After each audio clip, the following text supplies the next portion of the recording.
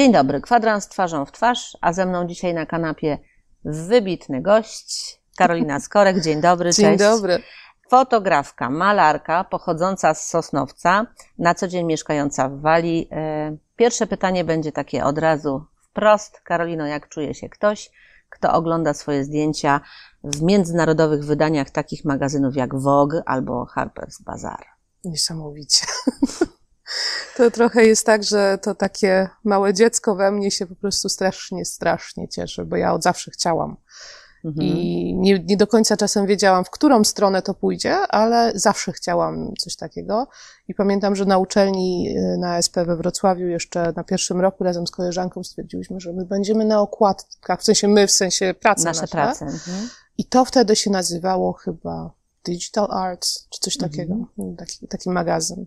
Do Digital Arts się nie dostałam, ale gdzieś jednak... Ale myślę, że przeciętny człowiek bardziej kojarzy Vogue'a i Harper's Bazaar. Tak. Zresztą był czas, kiedy nie można było tych miesięczników kupić w Polsce, więc to tym bardziej był taki upragniona rzecz, którą się na zachodzie kupowało. Ja też, tak pamiętam, pierwszego Vogue'a przywiozłam sobie z Paryża, ale kupiłam taki sprzed pół roku, w jakimś sklepiku był po prostu tam za 1/10 ceny, no tak. żeby nie wydawać za dużo. Ale zacznijmy od początku. Urodziłaś się w Sosnowcu, mieszkałaś w Zagórzu, w blokowisku i od dziecka uczyłaś się malarstwa i rysowania. Skąd tak się to wzięło? Tak trochę samo się wzięło. Samo się wzięło. Nie do końca miałam ochotę wychodzić na dwór. Jak wychodziłam, no to były jakieś tam, wiadomo, zabawy, bawiliśmy się w pancernych. Chociaż to może już nie moje pokolenie, ale jednak w ten czołg się bawiliśmy. Ale zawsze wracałam do domu, to jednak były albo kredki, albo klocki Lego. No.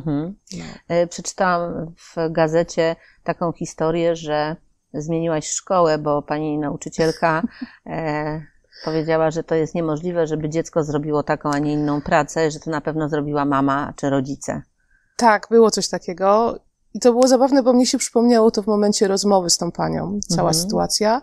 Szkołę zmieniłam, bo na Zagórzu były przeładowane klasy i ja chodziłam na 3. zmianę. I rodzicom bardzo to nie pasowało, zresztą no to jednak było męczące. No tak, dziecko wraca do domu na kolację. No, więc przeniesiono mnie do 4 tutaj. Naszej sąsiadki. Tam, nie tam. Tak. No i tutaj też mam babcię zaraz obok, więc to było dużo fajniejsze. I ta szkoła była mniejsza, ona była bardziej taka ciepła. Bliżej ucznia. Bliżej, naprawdę. Nawet wtedy, w tych latach 90. ona była dużo bliżej ucznia i przyspana od plastyki wtedy nie poszłam do liceum plastycznego i bardzo mu za to dziękuję. Nie mam nic przeciwko liceum plastycznemu w Węgrowie, bo jest świetne i naprawdę mam bardzo dużo przyjaciół stamtąd, ale bardzo się cieszę, że poszłam do liceum ogólnokształcącego. No, chodziłaś zresztą do liceum, którego już nie ma, a którego bardzo wielu sosnowiczan mile wspomina, czyli do Roździenia. No i niewiele brakowało, żebyś jednak wylądowała nie na ASP, a na Uniwersytecie Śląskim na przykład na kierunku chemia. Tak, to jest tak. Znaczy ja mam w ogóle rodzinę chemików. Od strony taty, tam wszyscy są dość mocno chemicznie uzdolnieni i ja się chemii nie musiałam uczyć. A zdawałam na 5., 6. Więc ta chemia... W genach, tak, chemia była w genach. Potem się troszeczkę przydała, bo zdałam na projektowanie szkła, no i tam trzeba było jednak wiedzieć, jak parę rzeczy zrobić. No. W Akademię Sztuk Pięknych we Wrocławiu skończyłaś w 2009 roku. Internet podaje, że twoja kariera fotograficzna rozpoczęła się od stworzenia malarskich fotografii, które były aneksem do dyplomu magisterskiego. No a po studiach we Wrocławiu trafiłaś bardzo szybko do Walii. Dlaczego Walia? Rodzice wybrali Walię i ja tam pojechałam na wakacje zarobić na komputer. I jak tak pojechałam, to już tam tak zostałam w tych walijskich polach i lasach i tam było, znaczy dalej jest przepięknie. Teraz mnie jeszcze bardziej nosi po świecie, ale tak, Walia bardzo na stałe zagościła w moim sercu. Ja tam poszłam na kolejne studia magisterskie z ilustracji. Bardziej, żeby znaleźć znajomych, niż żeby się uczyć ilustracji, bo cały czas twierdzę, że polskie Akademie Sztuk Pięknych mają wyższy poziom niż te tam. Szczególnie takie te mniejsze, nie mówimy o tej londyńskiej szkole. I widziałam przepaść, jeżeli chodzi o to, jak się to robi, bo tam ludzi bardzo mocno nastawiają kierunkowo. Ty robisz ilustrację, to ty już nie zrobisz tego. A w Polsce... Wąska specjalizacja, nie? Tak, a w Polsce u nas w genach jest to, że potrafimy zrobić wszystko. Tak jest. No właśnie, a co z językiem? No bo ja rozumiem, że po polskiej szkole z językiem może być trudno, a jednak jak ktoś wybiera studia, no angielski powiedzmy, że jest tym najpopularniejszym językiem, ale no mimo wszystko przy studiach to już ta bariera może wystąpić. To jest zasługa, chciałam powiedzieć wina, mojego taty, bo jak bardzo on mnie wspierał w tym, żebym zdawała na ASP i chodziła na historię sztuki, i chodziła na kursy przygotowawcze na ASP, cała ta klasa maturalna była przepełniona po prostu po brzegi od poniedziałku do niedzieli, no to on tupnął nogą i powiedział, że mam chodzić na dodatkowy angielski. I on tego nie odpuści.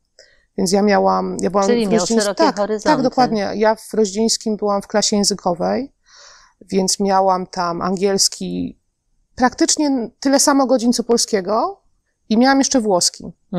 Więc na start to było bardzo fajne. Ja do tej pory ten włoski od czasu do czasu używam. Tego włoskiego. Tego włoskiego. Może czasem nawet bardziej niż polskiego. A potem na uczelni, no to na uczelni angielski jest taki, powiedzmy, że artyści niepotrzebny. Takie jest podejście czasami.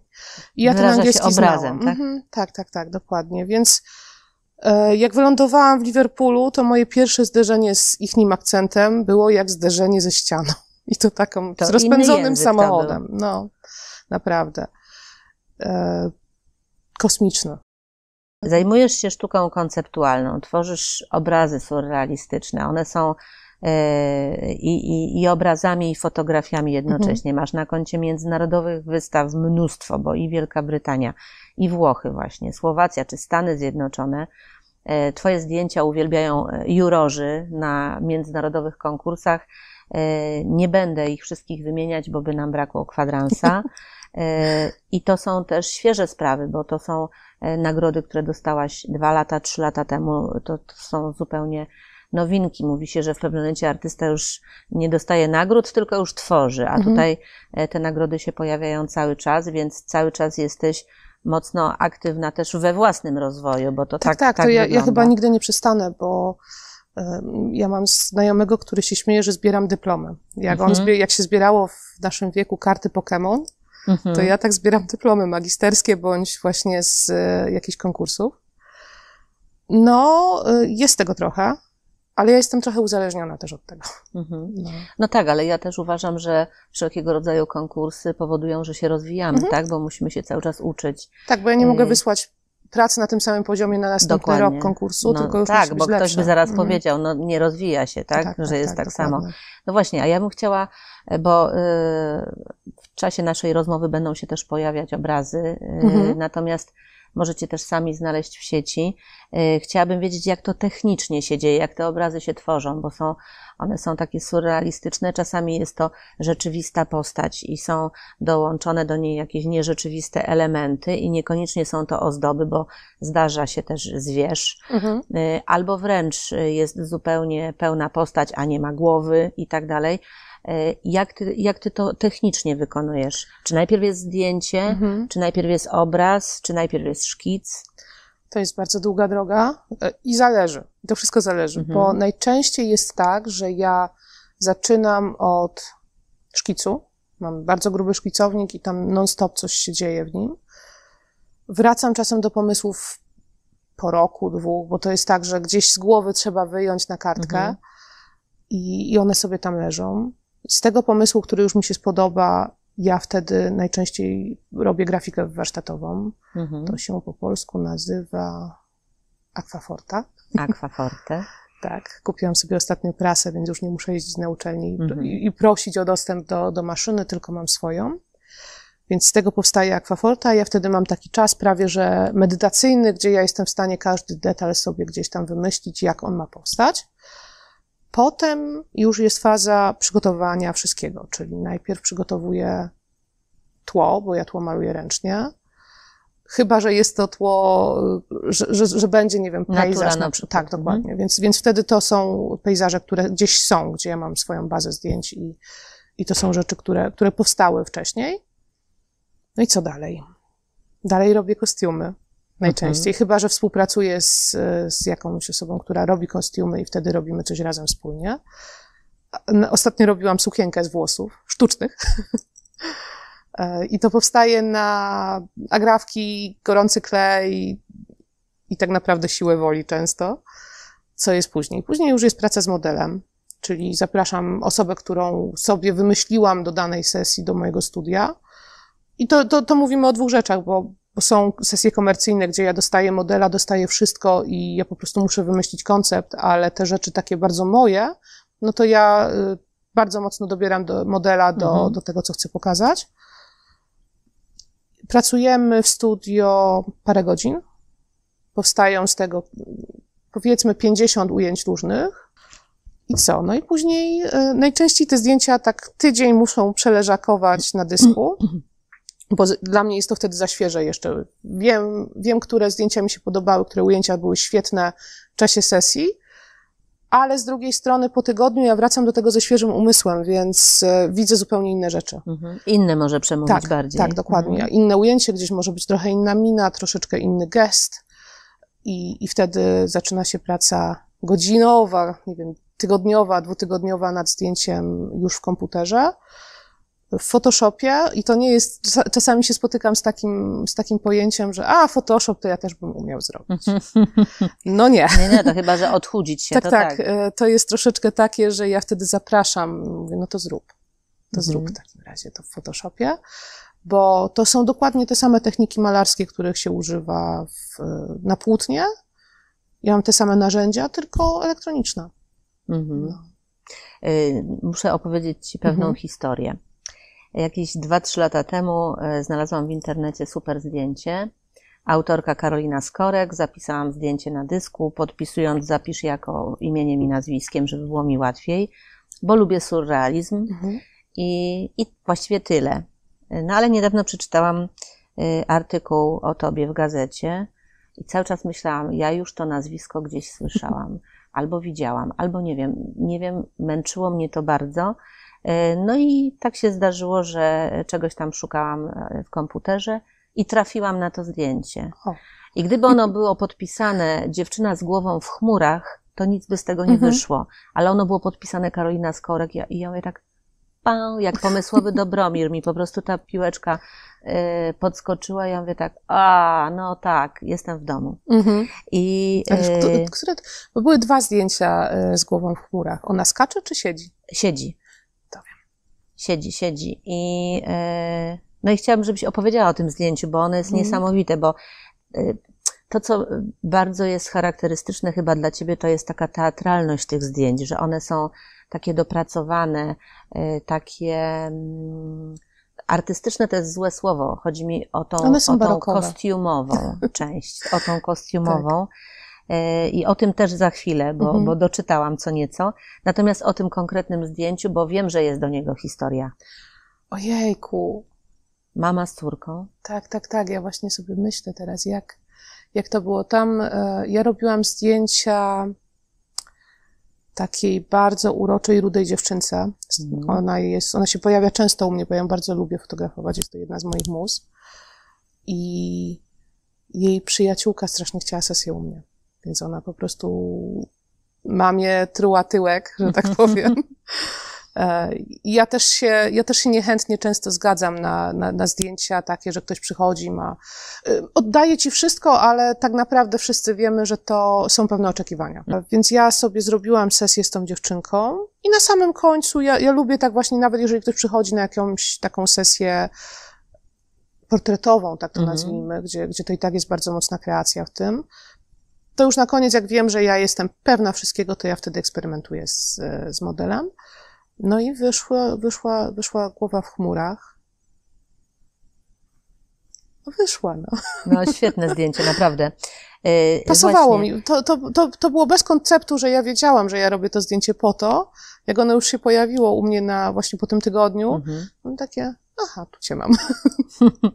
No właśnie, ja przeglądając zdjęcia na twojej stronie między innymi, to zauważyłam, że mówisz zresztą o tym też, że sen, tematyka snu, czy mity, to są takie rzeczy, które cię bardzo pociągają. Tak. I wydaje mi się, że rzeczywiście tak jest, bo te zdjęcia są no, magiczne dla mnie i właściwie przeglądając je po tym, jak uzmysłowiłam sobie, kto to jest Karolina Skorek i wczoraj, to też już miałam zupełnie inny obraz niż ten sprzed paru dni wcześniej. Dlaczego ten sen tak, a nie realizm? Bo realizm jest dookoła i tak naprawdę on się miesza cały czas z surrealizmem i z takim realizmem baśniowym bądź magicznym. Zresztą realizm magiczny jest jednym z moich ulubionych nie trendów, ale takich kierunków w sztuce. I to chyba najbardziej ten oryginalny z Ameryki Południowej. I to łącznie z pisarzami tamtejszymi. Tak. I on zawsze gdzieś był. Moja mama uwielbia Dalego. To już surrealizm typowy. I ja się po prostu w tym wychowałam. Ja jestem tym nasiąknięta, jak były mi czytane bajki, czy później jak ja czytałam, no to też one były po pierwsze bardzo, z ogromną dawką humoru, bo miałam na przykład książkę moją ulubioną i to była Latająca ośmiornica. Nie pamiętam nazwiska autora, ale ja wiem, że ona jest, bo ja ją ostatnio kupiłam na Allegro. Dokładnie to wydanie, tam są przepiękne ilustracje, więc ja cały czas tym nasiąkałam jako dzieciak. No. Zresztą jak ktoś ma dzieci i chce, żeby były trochę bardziej odpalone, to Latająca ośmiornica polecam. No właśnie, a co masz wspólnego z takimi mistrzami jak Caravaggio czy Rembrandt? No, TVN nazwał mnie Rembrandtem w Spódnicy.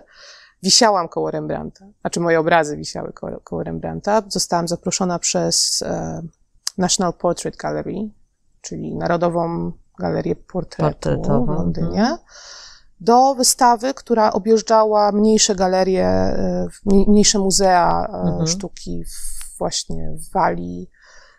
I chyba to była i Walia Północna i Południowa. Oni mieli taki pomysł na to, że zbierają artystów portretowych, którzy w jakiś sposób nawiązują do starych mistrzów. Tak naprawdę cała reszta była bardzo taką typową fotografią, która się tam pokazała. Moje prace były, zresztą zawisły dokładnie naprzeciwko portretu Saski. I ja jak weszłam, to prawie klęknęłam sobie, bo to jest spełnienie marzeń. No, nobilitacja, tak. Nie?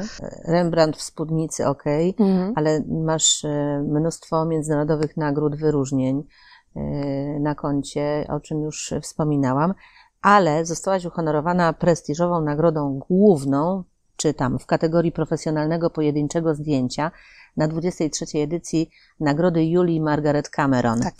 Mojej ukochanej pani fotograf. Tak, no jest to pionierska wręcz fotografka XIX-wieczna.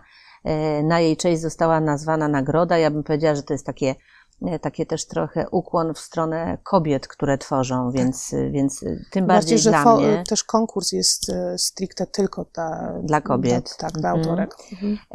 I jakby ta nagroda celebruje właśnie największe osiągnięcia fotograficzek, że tak powiem, na całym świecie.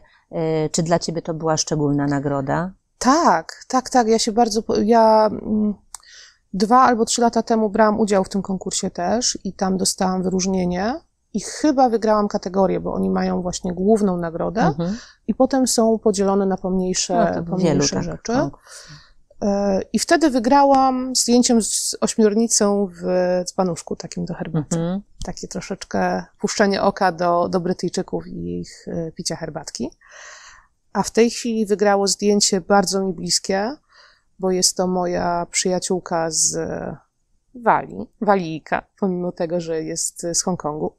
To już jest dziewczyna, już jest urodzona tutaj. I to jest bardzo fajne, bo tak naprawdę wygrało zdjęcie no piękne. Ja może nie powinnam mówić tak o swoich rzeczach, ale to jest jedno z moich ulubionych zdjęć w tym momencie. Ja je sobie nazwałam jako memories, czyli jako wspomnienia, powiedzmy, bądź pamięć. I to ono takie trochę jest, takie rozmazane. Tak. Też jest bardzo fajne to zdjęcie. Przed naszą rozmową zdradziłaś, bo chciałam zapytać, nad czym teraz pracujesz, ale zanim mi o tym powiesz, bo się do końca naszej rozmowy zbliżamy, to muszę teraz powiedzieć o tym, że po pierwsze w Walii, oprócz tego, że skończyłaś drugi kierunek studiów, to też sama zostałaś... Jeszcze skończyłam 3. i 4. Aha, jeszcze 3. i 4, okej. To sama też zostałaś wykładowcą akademickim, ale to jest jakby naturalna kolej rzeczy, moim zdaniem, jak ktoś ma talent, ale mi zdradziłaś, że tutaj się przemieszczasz do zupełnie na inny kontynent, gdzie również wykładasz. Tak. No i muszę wam powiedzieć, chodzi o Chiny. W związku z tym parę słów o tym, jak to się stało w ogóle, że tam trafiłaś? To się stało w zeszłym roku. Miałam taki trochę challenge dla siebie, takie wyzwanie i stwierdziłam, że ja mówię tak każdej propozycji, która do mnie przyjdzie. I w ten sposób, to tak troszeczkę dookoła, ale dojdziemy do Chin. W ten sposób dostałam się na kolejne studia magisterskie, tym razem z edukacji i psychologii. To się nazywa Master of Research, czyli nawet nie takie 3-letnie, tylko to jest taki wstęp do doktoratu jakby. I tam prowadziłam badania z teatrem na tym, jak kreatywna przestrzeń właśnie na przykład w profesjonalnym teatrze wpływa na psychologiczną, psychological flexibility, czyli taką jakby giętkość psychologiczną wpływa u dzieciaków, które są trochę z problemami. Czyli mogą mieć problemy behawioralne, a może to być autyzm. Nie ma, że tak powiem, dystynkcji tam. Po prostu tam jest taka grupa. I w tej grupie był chłopak, który studiował ze mną ilustrację. No i Liam mówi, ja jadę do Chin. Jak to jedziesz do Chin? Co ty tam idziesz robić? No, zwiedzać? Nie, no od razu tak się... Nie, ja jadę uczyć. Ja wiem, że Anglicy często jeżdżą do Chin uczyć angielskiego. Mówię, to co będziesz uczył? Graphic design. Jak? Mówisz po chińsku? Nie. Jadę z uczelni naszej bo mają program. Ja miałam taką... Zaraz. Więc od razu wzięłam kontakt do osoby, która to organizuje. I pojechałam pierwszy raz do malutkiego 2-milionowego miasteczka w Chinach, przy granicy z Koreą Północną i przy granicy z Syberią. I to było na 3 tygodnie. Uczyłam tam wtedy projektowania graficznego i to było tylko tyle. Ale bardzo mi się spodobało. Są to cudowni ludzie. Jest to bardzo duże wyzwanie, bo oni nie mówią po angielsku. Te dzieciaki nawet się nie starają uczyć tego angielskiego, bo im jest to niepotrzebne, bo oni myślą, że nie pojadą nigdy nigdzie. Więc ja uczę z tłumaczem. Po 3 miesiącach teraz, jak byłam w Chongqing, czyli w Seczuanie, w największym mieście świata, zaczęłam troszkę z kontekstu, troszkę z całej sytuacji wiedzieć, na przykład jak student przychodzi po korektę i pyta o pewne rzeczy, to ja, patrząc na pracę, już mniej więcej wiem, o co on może zapytać, więc zawsze się moja tłumaczka troszeczkę śmieje, że ty oszukujesz, ty mówisz po chińsku. Nie mówię po chińsku, strasznie bym się chciała nauczyć.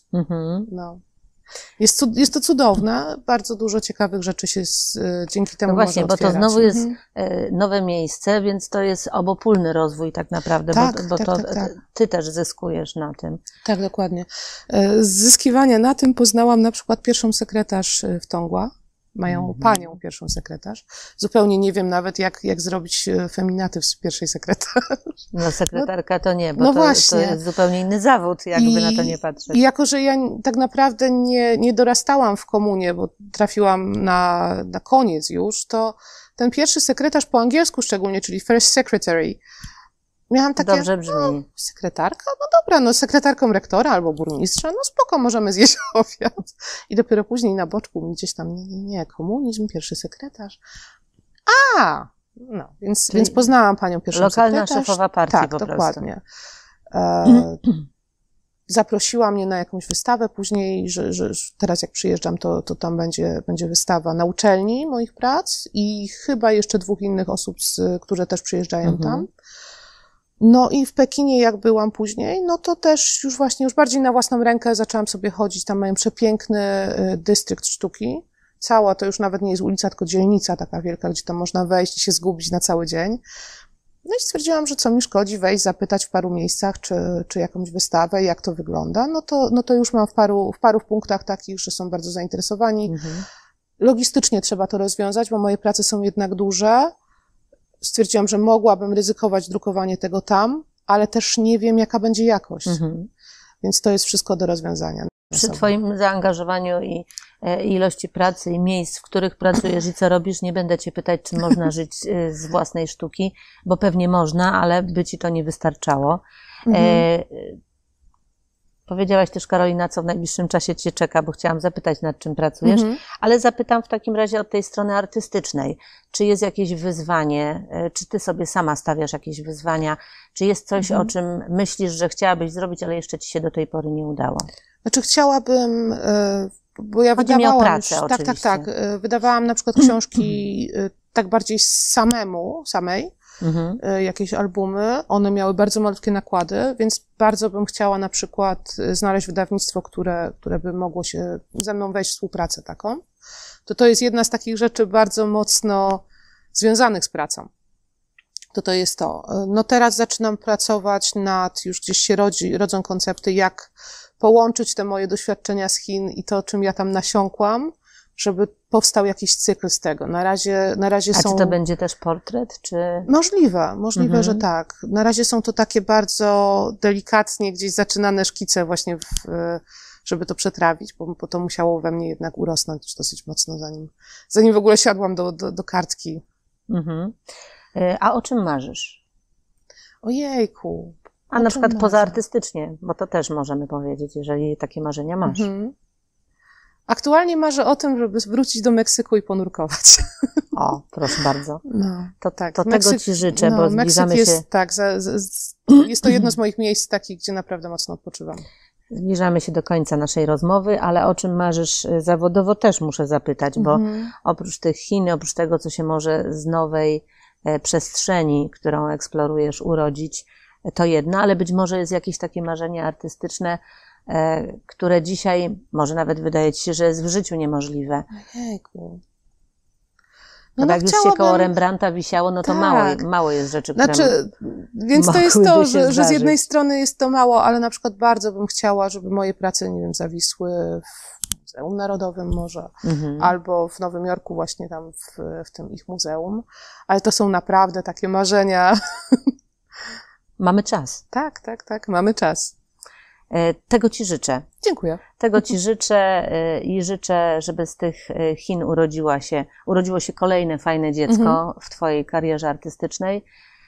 No i cóż, Karolina Skorek, zapamiętajcie to nazwisko, bo to już bardzo znana artystka.